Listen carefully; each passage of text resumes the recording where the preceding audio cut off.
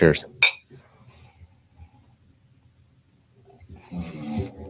That is good. All right. Can we get this rolling? Yes. What a day. Yeah, I'm a little tired. Dude, I'm exhausted. So what we do today? Let's see. I woke up. So did I, which was surprising. I did not expect to wake up today. I never expect to wake up. When I do, I'm like, God damn it. I gotta do it again. But I walk. I usually drink my coffee outside. And I walked outside, took a deep breath like I usually do. And Almost died. Yeah, I almost died. Yeah. It was like the CS chamber in boot camp again. Like I don't miss the CS chamber. Although I did not mind it as much as people make it sound, that like it was the most horrible thing ever. You know as well as I do, everyone reacts to it different. I didn't expect myself to react as I did. It wasn't as bad as I thought it was going to be. So No, I can do better. I'm curious if you heard me before. I did. Okay. Now the CS, I remember trying to hold my breath. I remember being punched in the stomach, so I was forced to take a breath. And it sucked, especially because mentally you prepare for it to suck, so Right. it sucks. You think you're going to die. Right, but it wasn't as bad. I do remember, in different boot camp then as it is now, but recruits trying to run out of the chamber, drill instructors kicking them back in, slamming the door closed. And I just remember thinking that, you know what? I'd rather freaking die than quit. Even though I knew I wasn't going to die in my head for a slight second, I'm like, if I breathe enough of this shit in, It's funny. I'm thinking about it now. The Israeli military doesn't lock you in a chamber and fill it up with gas. And I'm curious if that's a Holocaust.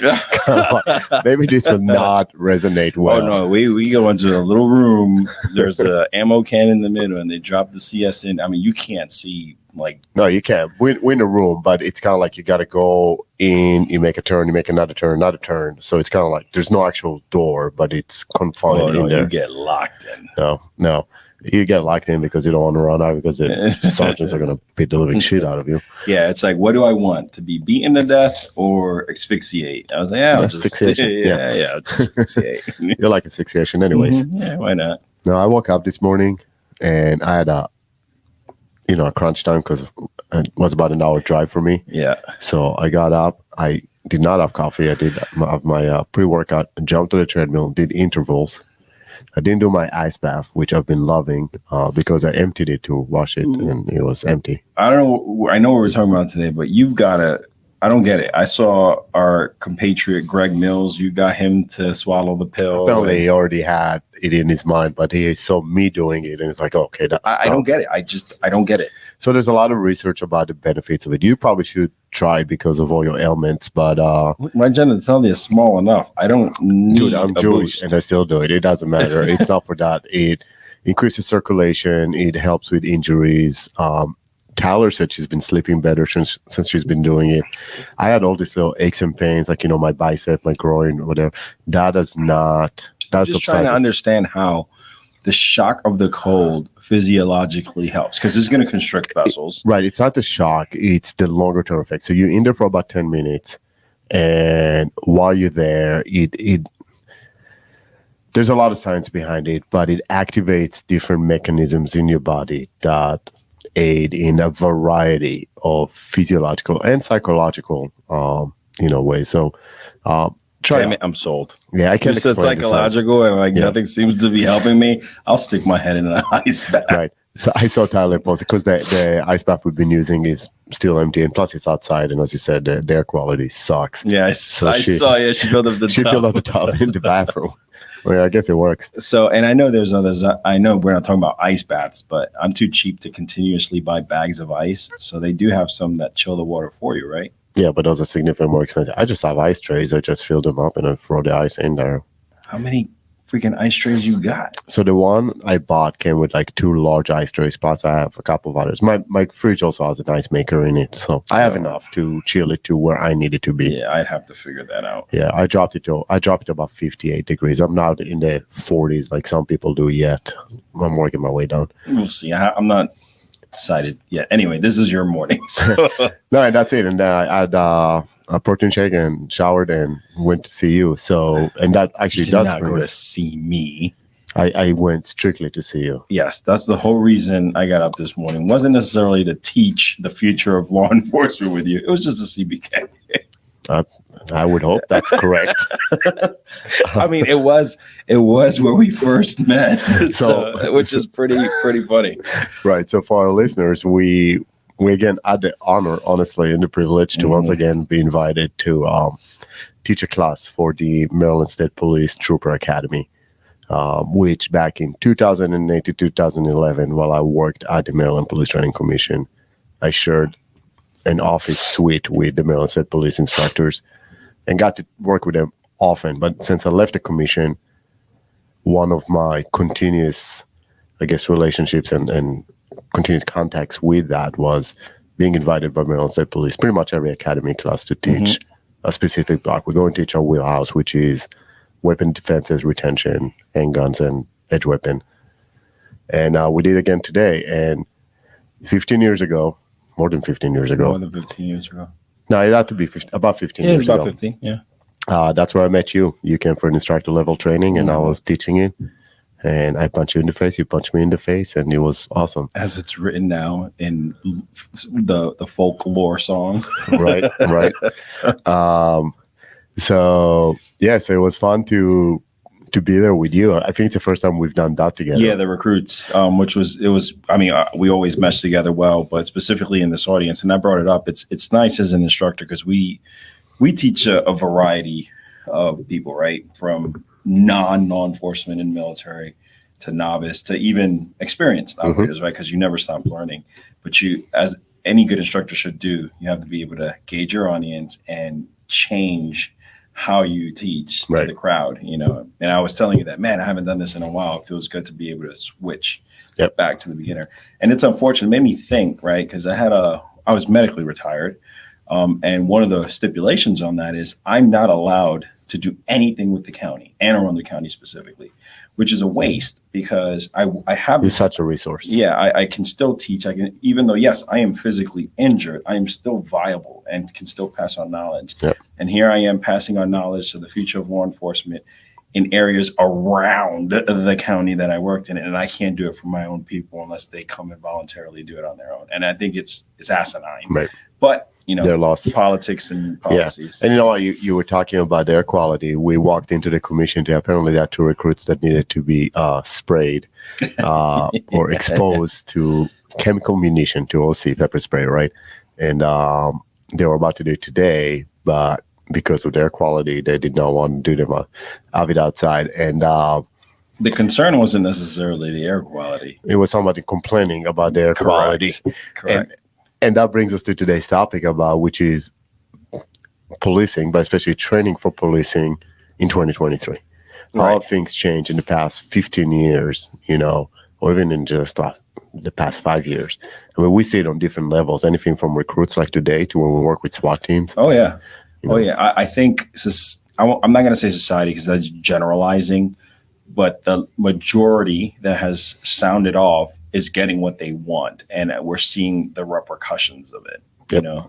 On every level, from the novice to the experienced officer that you said, and it's scary. It's downright scary. Yeah, and funnily enough, the recruits that were there today, they were ready to get sprayed. They almost seemed disappointed that they didn't.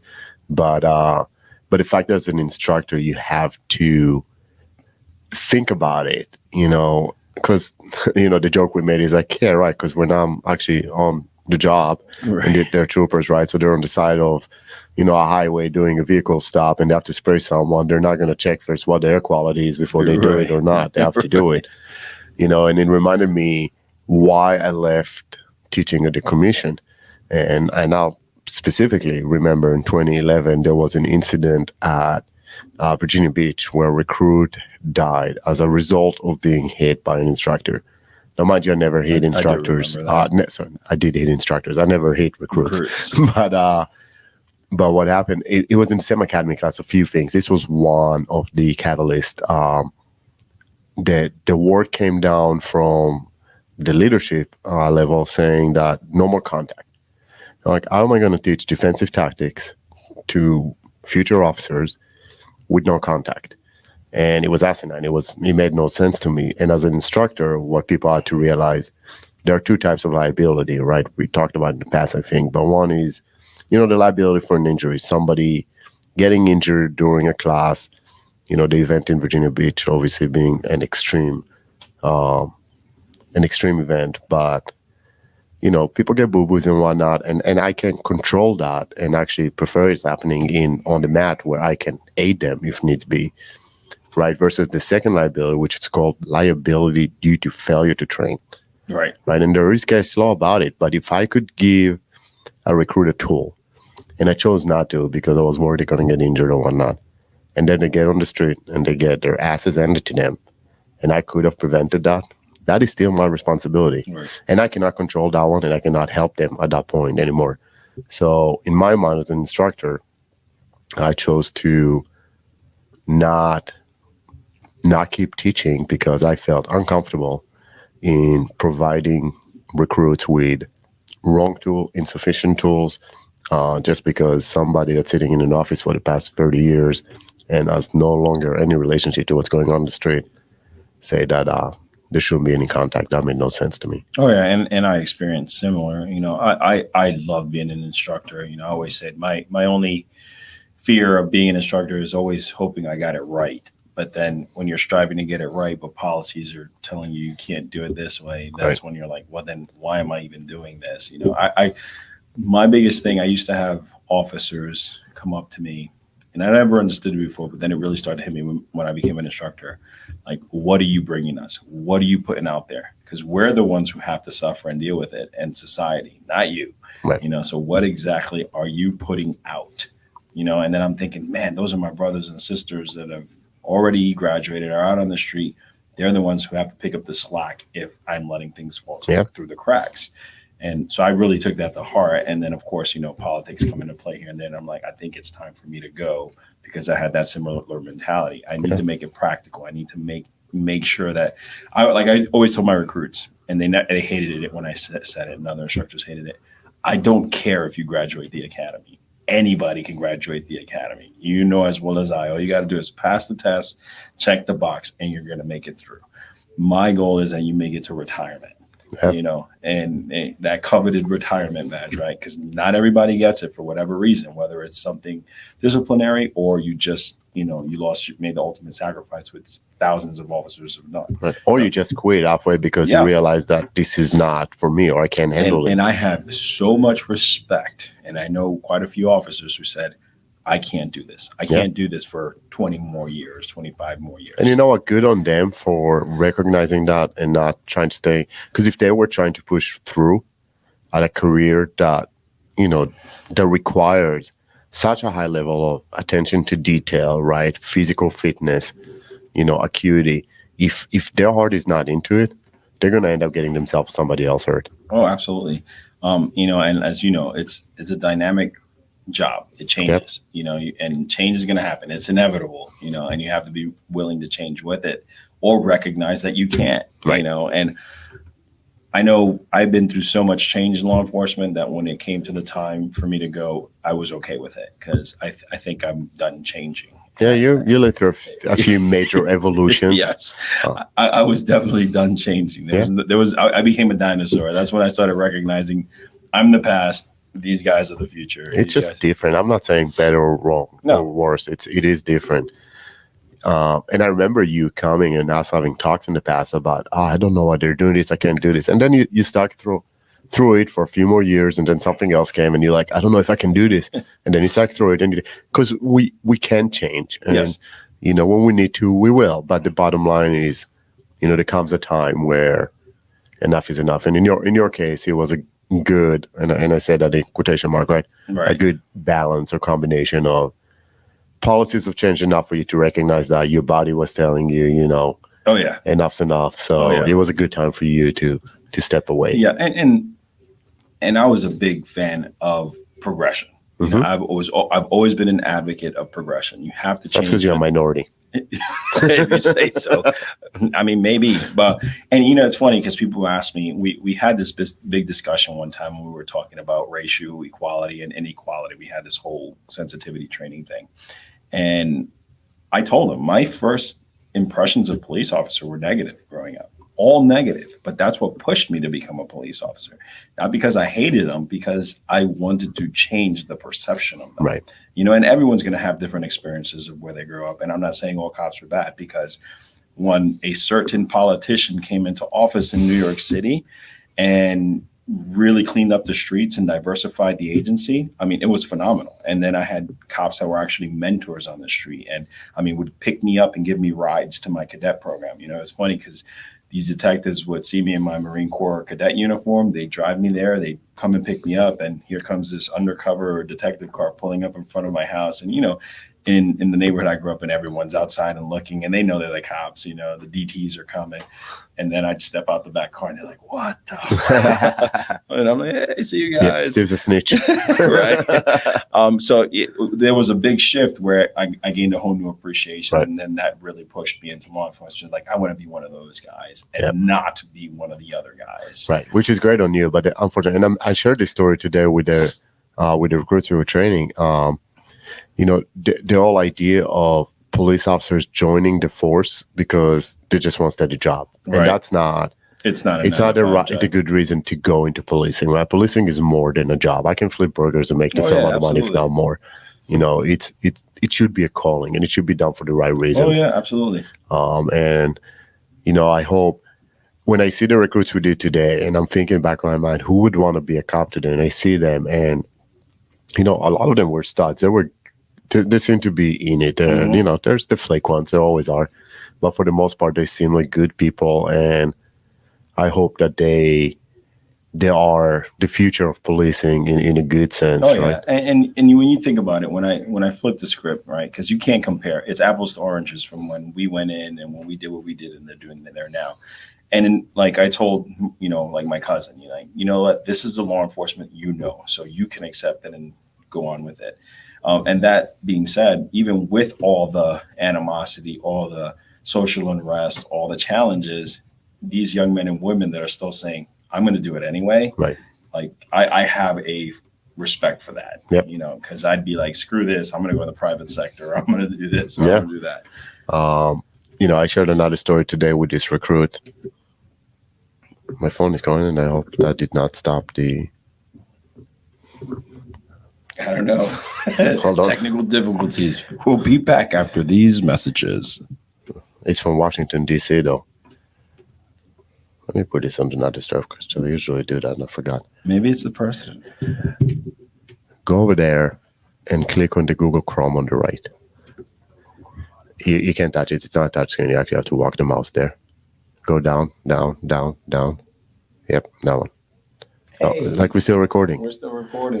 That's good. All And right. one day, And I want back from the message. I want to make it through one episode Without with technical no fucking difficulties. But then it wouldn't be a good episode. It Or wouldn't maybe be it one would of our be. I don't norms. know. It would not be a normal one. Well, tell the president stop calling you. I don't know why why he's calling me today, and I was about to say something about the president. Let's not. No, Let's not. no. I do We respect the office of the presidency. 100%. Yeah, I tell my No. kids that all the time. It's not about who's in there. It's about the office. We respect Right. the office.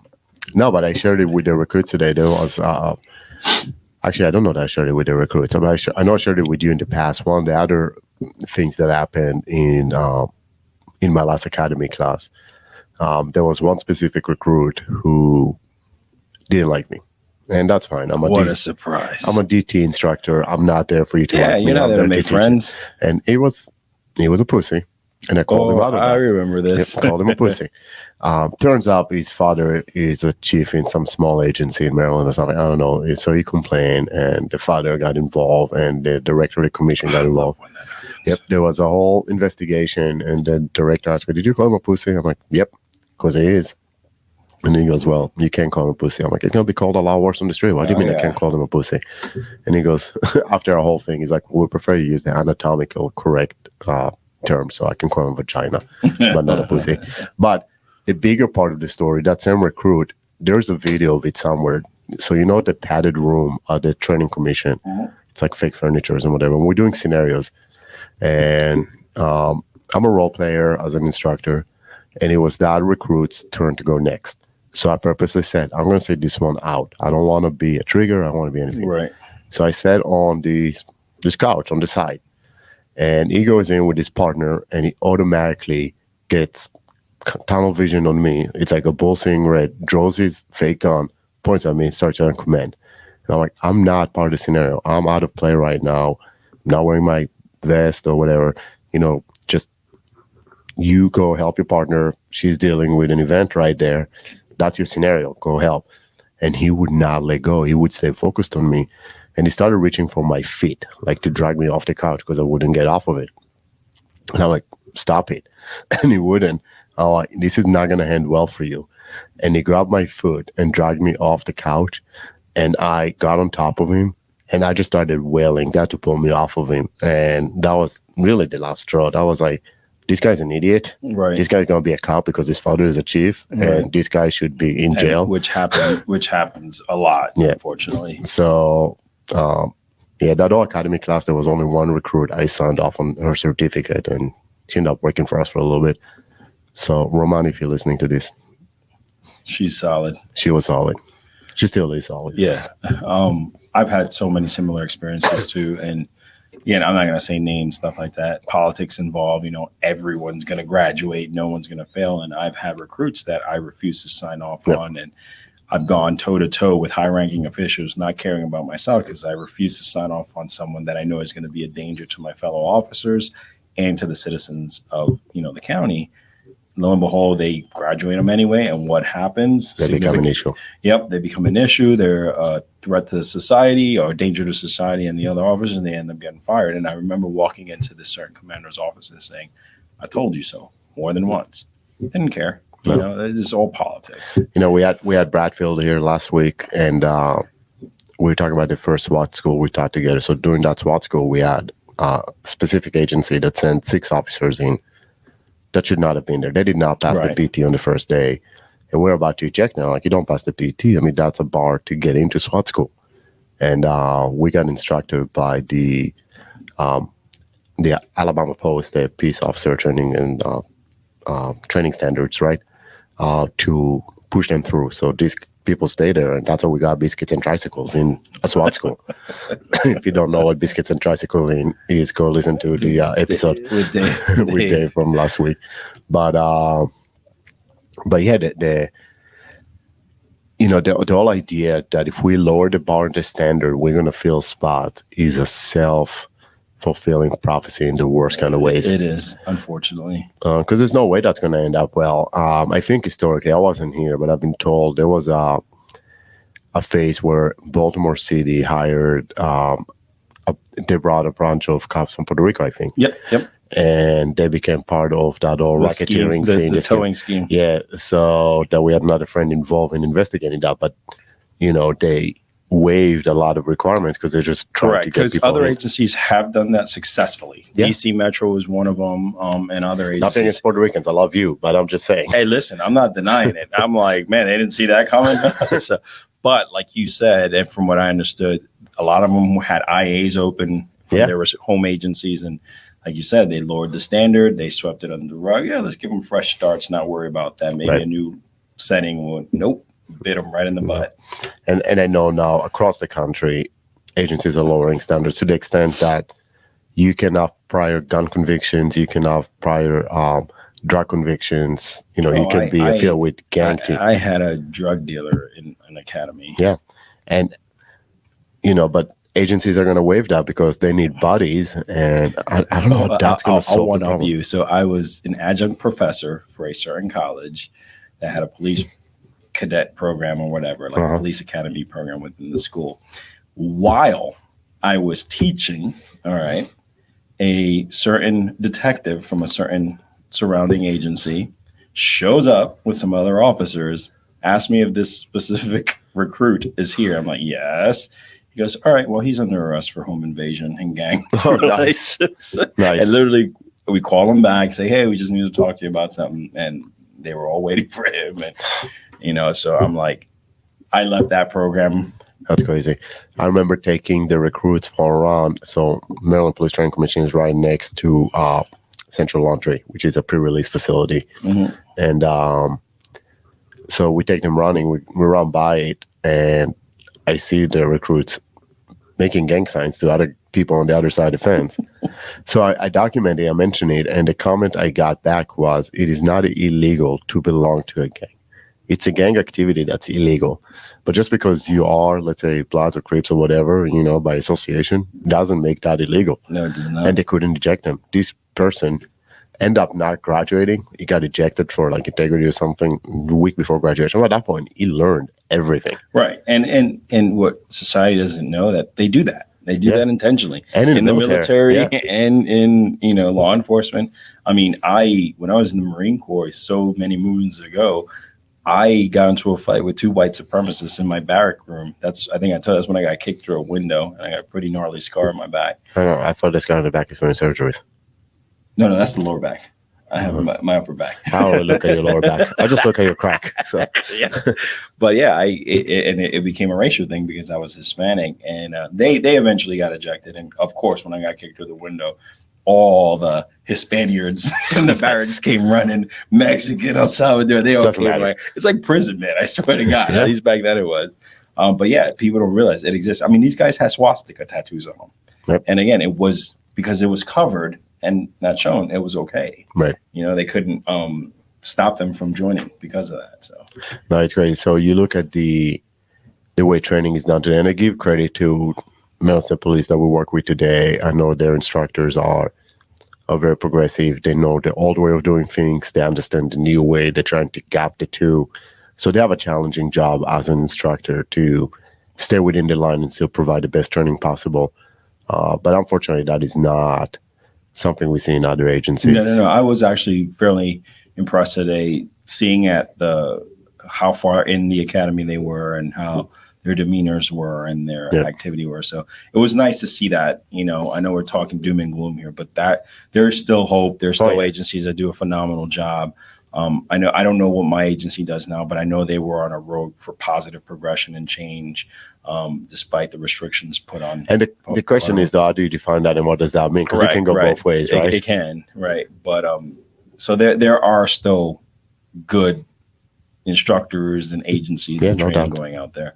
So, but they don't have enough people to fill those. No, and there was that all Minneapolis, right, where the defund the police movement kind of started, right? And that was, I remember posting on Facebook at the time. And for those of you that are younger than 40s, Facebook is the social media thing that was there before, TikTok and all that other shit.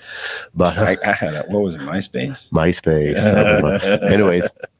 So I posted on Facebook something along the lines of, we're about to witness the most exciting social experiment ever. Oh, yeah. Right? And I got to find that post, see if I can find it, and I'll put it on the video so people can see. But sure enough, a year later, there's such a rising crime and everything that they dropped millions of dollars to restart a policing program, right? Because the bottom line is, there's some bad apples, no doubt. There's been some incidents, very, publicly made incidents that were tragic, but they're done by a few bad apples. Right. And what you never see, and I know you have and I have, that we both testified against officers in cases and stuff like that. They never report on the actual accountability on officers, because there is accountability. Right. I know the agency I came from, they were very strict on accountability, right? Whatever the infraction were, you were getting investigated, you were getting hammered. I was a part of certain investigations. I testified on them, but you never see that in society. Right. And when you look at the grand total of numbers, I think it's somewhere close to over 1 million uniformed officers in the United States combined. And that's not even counting federal officers. I'm talking about state on down.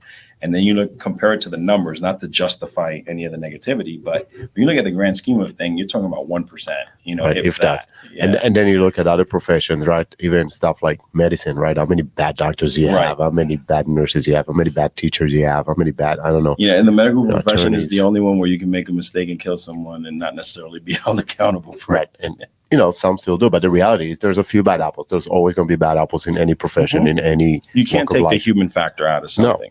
No. But the majority of the cops that we know, or even the ones that we don't know, right, are doing a hard job, for the right reasons, and they're dealing with all this shit the society is throwing at them, and they're still going to be there to back that same society up when they need them. Yeah, there's not one cop that I met, no matter how broken they are physically and mentally after their careers, if there's anything left after their careers, if you gave them the opportunity to jump into the fray again, they won't hesitate. Yeah, it's funny. You ask a cop will always complain about, I hate my job. I hate my job. I hate my job. I'm like, okay, what do you want to do? It's like, I can't do anything other than being a cop.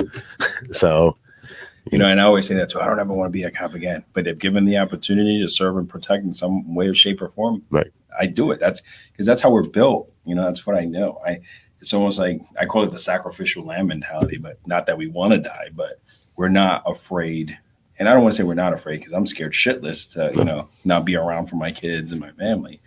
But we take that fear and we channel it and turn it into something else. Right. I said, what is it? Bravery is not the fear of absence, it's the presence of absence, but still moving forward. So, yeah, something like that. That was deep. Yeah, I know. Yeah. Let's take a moment and reflect. I don't know that we have a moment to reflect. You have to go pick up the kids. Yeah. Yeah. No, I think what we're seeing is both sad yet promising at the same time. Yes. In modern, I don't say modern, but I'll say policing in 2023 in major metropolitan areas. It is different when you look at the smaller rural agencies, right? There's still some of that good old boy mentality there. Yeah. And to some extent, that's what's saving those communities. There's also more respect for policing in those communities. You go downtown Baltimore, and not to rag on Baltimore, it's just that it's what we know, right? Living here, but there's no respect for police. There's no accountability, and then you have a police agency that is 1,300 officers short, and they wonder why they don't respond to calls as quickly or they don't do the proactive policing. I'm like, they can't. Right. So it's an unfortunate reality. So hopefully, if you're a chief of police listening to this, or sheriff or whatever, and we can help, let us know. Yes, and if you see your cops out there in your community, support them, help them. Buy them lunch. Yeah. Give them a donut. That's messed up. I don't eat donuts. I never eat donuts. I'll take a French cruller any day, but not a donut. No. I like how you were introduced today. Like, I just learned that Steve likes caramel macchiato with whipped cream and extra drizzle. And on that note, stay savage.